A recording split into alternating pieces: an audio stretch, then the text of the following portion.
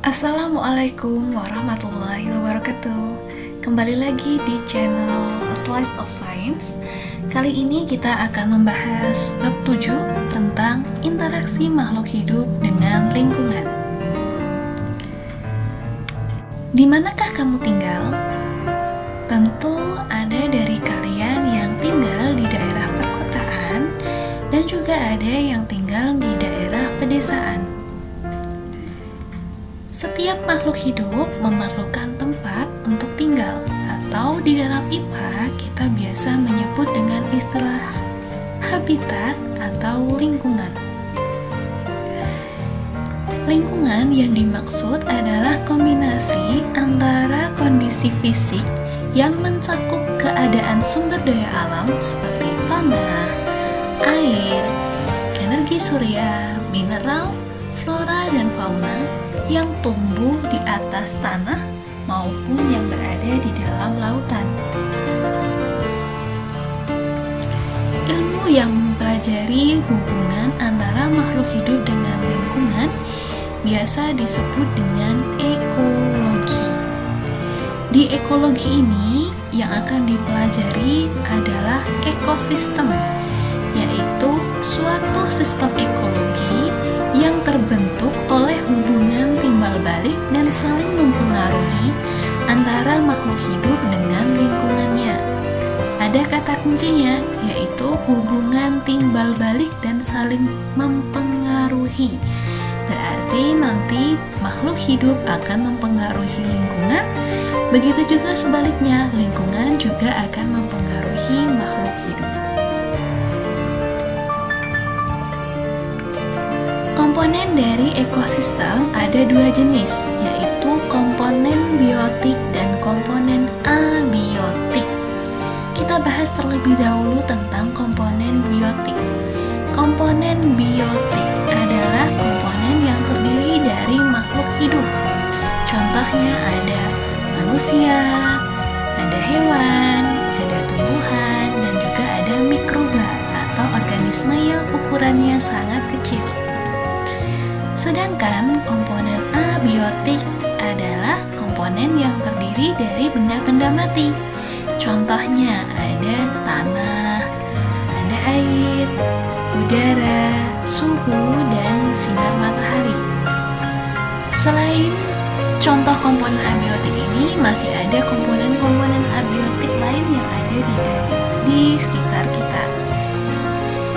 Nah, komponen biotik yang terdiri dari makhluk hidup ini, selain contohnya ini, masih ada juga tingkatannya atau pembagiannya berdasarkan peran dari komponen biotik ini. Pembagiannya adalah sebagai berikut. Ada produsen, ada konsumen, dan juga ada pengurai. Apa sih yang dimaksud dengan produsen? Produsen adalah organisme yang mampu menghasilkan makanan sendiri atau biasa disebut dengan autotrof melalui fotosintesis. Nah, makhluk hidup yang bisa melakukan fotosintesis adalah tumbuhan. Maka produsen ini anggotanya hanya ada tumbuhan. Yang kedua adalah konsumen. Konsumen adalah organisme yang tidak mampu menghasilkan makanan sendiri atau bersifat heterotrof. Nah, konsumen itu dibagi menjadi 3 berdasarkan jenis makanannya. Yang pertama ada konsumen tingkat 1, herbivora. Herbivora adalah hewan yang mengkonsumsi tumbuh-tumbuhan. Yang kedua, konsumen tingkat 2 atau karnivora, hewan yang memakan daging. Lalu yang terakhir, konsumen tingkat 3 adalah omnivora, yaitu hewan yang memakan segala, tumbuhan maupun daging. Dan yang terakhir ada pengurai. Flora ini organisme yang membantu pembusukan dan penguraian sisa organisme yang sudah mati. Ada dua jenis, ada yang namanya detrivore, ada juga yang bernama decomposer. Silahkan nanti dicari tentang detrivore dan decomposer. Kita lanjutkan berikutnya.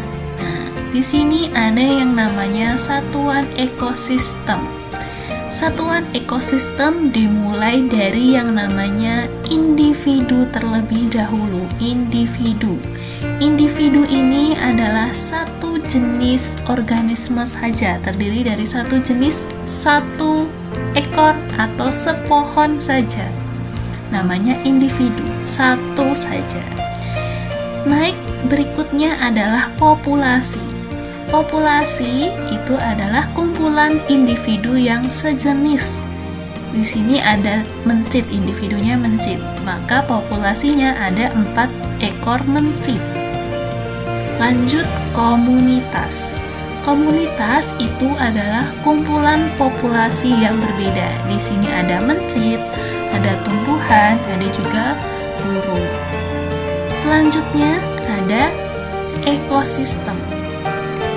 Ekosistem ini berarti sudah ada makhluk hidupnya, sudah ada bagian abiotiknya. Ada tanah, ada udara, ada sinar matahari. Nah, ini sudah ada gabungannya antara makhluk hidup dengan yang tidak hidup. Sedangkan biom atau bioma adalah kumpulan dari beberapa ekosistem. Dan yang terakhir, biosfer. Biosfer ini gabungan antara beberapa ekosistem dengan atmosfer yang ada di bumi, atau biosfer ini bisa juga kita sebut sebagai bumi kita, kehidupan di bumi. Ada di atmosfer dan juga yang ada di tanah, di udara. Bisa dipahami sampai di sini? Selain ada satuan ekosistem, selanjutnya kita akan mempelajari tentang interaksi yang ada di dalam ekosistem. Jenis interaksinya antara lain ada rantai makanan. Apa sih yang dimaksud dengan rantai makanan? Rantai makanan adalah peristiwa makan dan dimakan dengan urutan dan arah tertentu. Sebagai contoh, silahkan perhatikan gambar berikut.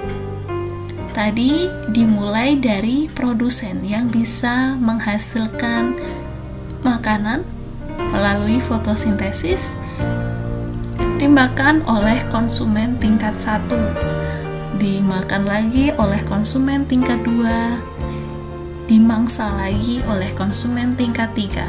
Jika konsumen tingkat 3-nya ini nanti mati, sisa-sisanya ini akan diuraikan oleh decomposer. Kembali lagi, hasilnya ada di tanah, masuk ke produsen, akan berputar terus. Jadi di sini ada peristiwa makan dan dimakan, ada urutannya, ada arahnya. Rantai makanan selalu dimulai dari produsen. Lalu berikutnya ada jaring-jaring makanan. Jaring-jaring makanan ini kumpulan rantai makanan yang saling berhubungan.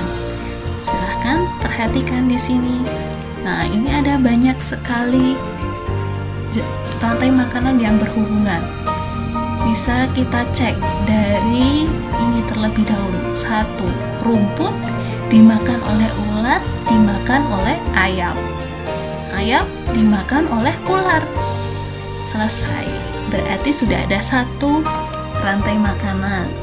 Kemudian yang kedua, rumput dimakan oleh belalang. Belalang dimakan oleh ayam. Ayam dimakan oleh ular.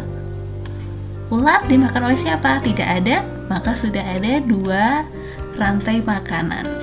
Nah, sisanya bisakah kalian mencari beberapa rantai makanan yang masih tersisa dari gambar ini?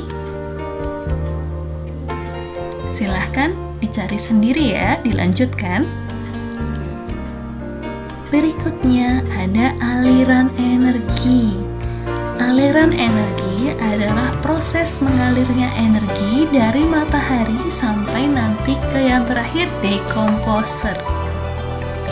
Contohnya seperti ini. Matahari akan menghasilkan energi, akan diserap oleh tumbuhan. Tumbuhannya akan digunakan untuk proses fotosintesis.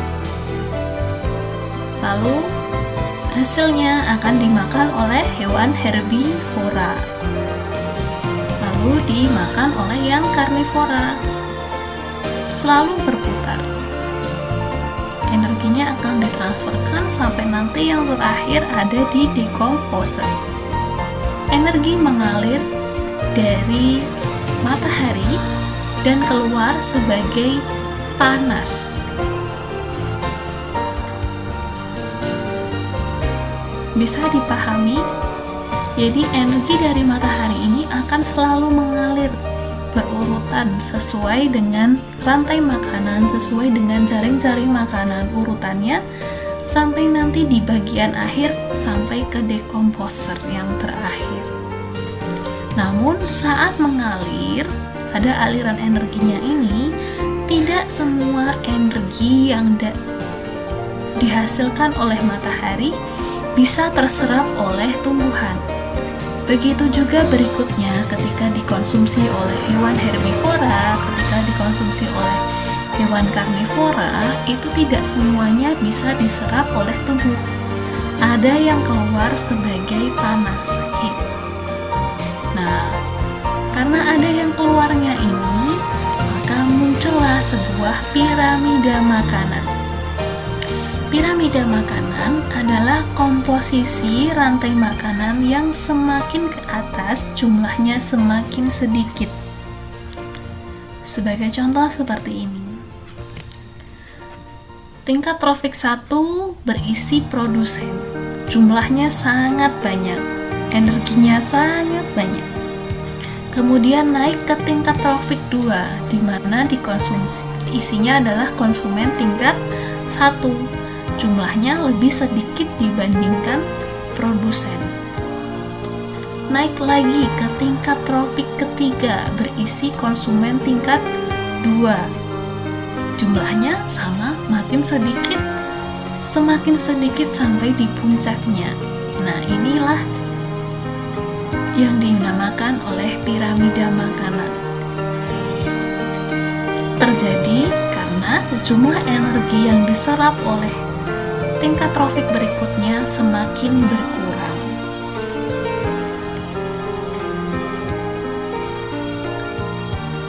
Terima kasih kalian sudah menyimak materi ini.